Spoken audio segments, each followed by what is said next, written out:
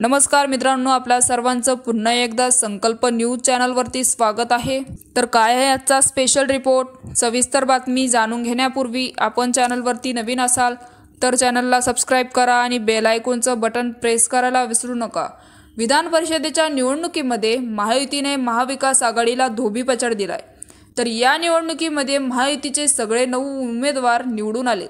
तर शरद पवारांच्या राष्ट्रवादीने पाठिंबा दिल्याने शेकापचे जयंत पाटील यांना पराभवाचा धक्का बसला। विधान परिषदेच्या निवडणुकीमध्ये काँग्रेसचे 8 मते फुटल्याचा अंदाज देखील इथं व्यक्त करण्यात आला आहे।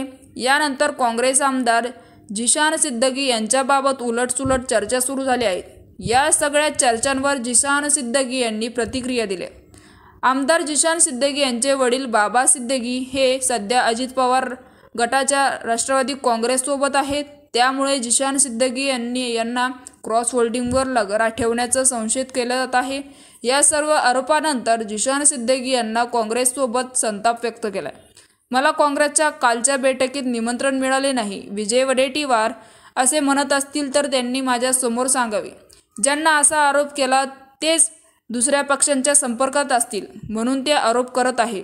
मी निवडून येणार, कोणत्या पक्षातून ते वेळ ठरवेल असं अचूक विधान सुद्धा जिशान सिद्दगी यांनी इथे व्यक्त केलं आहे। तसंच मला सगळ्या व्हॉट्सअप ग्रुपमधून सुद्धा काढून टाकण्यात आलं आहे अशी खुद देखील जिशान सिद्दगी यांनी इथे व्यक्त केली आहे।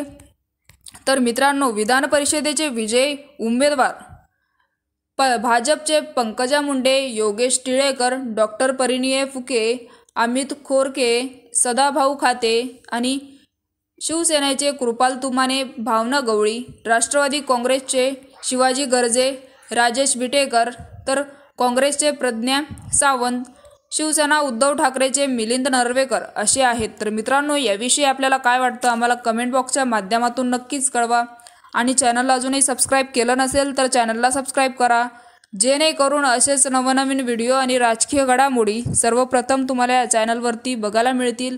तुर्तास धन्यवाद। जय महाराष्ट्र।